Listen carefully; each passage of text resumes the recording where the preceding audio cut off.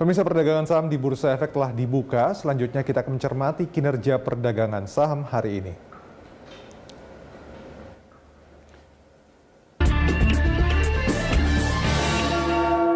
Dan untuk mengetahui pergerakan saham hari ini, kita telah hubung dengan analis Mirai Aset Sekuritas, Juan Octavianus. Selamat pagi, Mas Juan.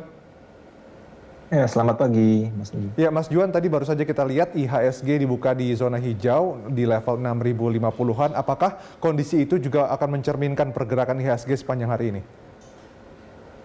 Ya, jadi kalau kita melihat, kita juga positif ya buat hari ini buat IHSG-nya. Dikarenakan sebenarnya kalau kita melihat sebenarnya kan dari US sendiri juga tercatat positif ya. Dikarenakan sebenarnya yang pertama adanya rilis laporan keuangan, dan yang kedua dari investor sendiri mencermati adanya opportunity dari penurunan harga indeks kemarin. Nah, kalau kita melihat Indonesia atau bursa saham efek Indonesia sendiri juga kemarin kan sempat turun signifikan ya, sebesar 2% akibat adanya kekhawatiran terkait dengan tapering. Nah, dari sini juga pelaku pasar sudah mulai mencermati dan mulai mengkoleksi saham-saham yang menurut mereka berada di area yang cukup menarik buat di keep for the long term. Jadi kita rasa buat hari ini sentimen akan bergulir positif buat IHSG di hari ini.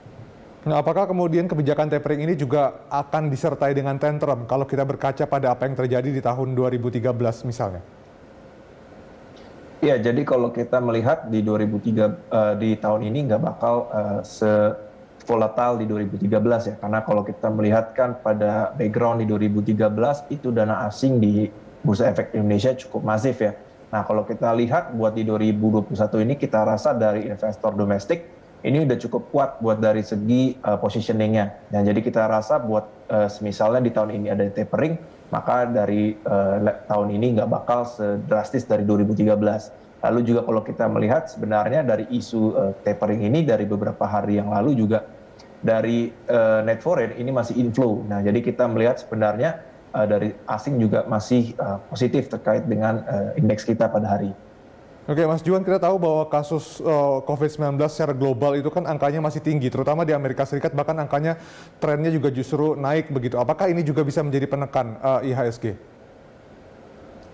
Ya, kita melihat sebenarnya dari segi investor juga mencermati terkait dari kasus COVID-19 sendiri, di mana kan kalau kita melihat pada hari ini juga ada pengumuman terkait dengan nanti apakah dari segi PPKM ini akan diperpanjang atau akan seperti apa. Nah, kalau kita melihat dari segi angka kasus di Indonesia sendiri, itu kan sudah mengalami penurunan ya, walaupun masih di bawah level target yang ingin dicapai pemerintah di level 10.000, kalau nggak salah sekarang di level 12 ribuan.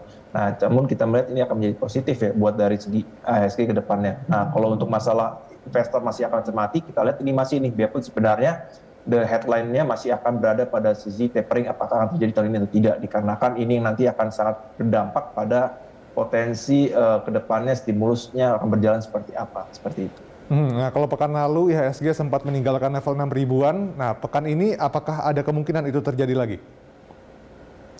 Kemungkinannya ada, tapi kalau kita melihat ini masih akan bisa diminimalisir dikarenakan sebenarnya yang tadi kita bilang bahwa sebenarnya biarpun nanti dari isu taper tantrum ini menguat, kita melihat sebenarnya dari positioning domestik ini masih jauh lebih kuat dibandingkan dengan tahun 2013. Lalu juga kalau kita melihat dari beberapa hari sebelumnya dari segi net foreign inflow itu masih terjadi. Jadi kita rasa buat dari level 6.000 ada kemungkinan tapi cukup minim ya buat di minggu ini. Nah, pergerakan indeks ini kan cenderung terkoreksi ya dalam beberapa hari terakhir. Nah, saran Anda sendiri untuk trading jangka pendek seperti apa, Mas Juan? Ya, jadi kalau untuk jangka pendek sendiri mungkin bisa dicermati dari berbagai sentimen. Karena kalau kita melihat sebenarnya dari masifnya peningkatan domestik investor sekarang ini, pasar sangat bergejolak terhadap sentimen dan juga news. Nah, mungkin kalau bagi teman-teman investor ingin melakukan trading jangka pendek, kalau bila misalnya di komoditi bisa melihat dari harga komoditas dan juga newsnya. Lalu juga sebenarnya dari beberapa sentimen-sentimen seperti contohnya dari kemarin ada isu regulasi perbankan. Ini kita bisa ngambil bank-bank yang cukup kecil dari level equity-nya. Lalu juga sebenarnya kita bisa melihat dari segi trading value-nya yang mana yang sebenarnya dari peningkatan volumenya itu meningkat signifikan di hari itu, seperti itu. Oke, nah OJK juga kita tahu baru saja merilis aturan soal bank digital. Nah, ini dampaknya apa terhadap saham-saham perbankan? Iya, kita melihatnya ini akan sangat positif ya, dikarenakan sebenarnya sudah mulai dikenalkan ya terkait dengan bank digital. Jadi investor jadi lebih familiar terkait juga dengan kepastiannya dalam regulasi hukum. Lalu yang kedua juga sebenarnya ini akan mendorong dari bank-bank kecil, especially yang di bawah 3 triliun itu buat dari mereka melakukan peningkatan modal ya. Nah ini kan nanti kan bakal ada serangkaian seperti corporate action atau juga dari segi right issue dan juga merger and acquisition. Nah ini akan menjadikan sebenarnya lebih menarik. Dan lagi yang kalau kita melihat untuk bank konvensionalnya ini juga nggak bakal terganggu karena sebenarnya most of all mereka punya pasar itu atau dari segi market share itu nggak bakal terganggu karena mereka juga pengguna pasar paling besar buat saat ini.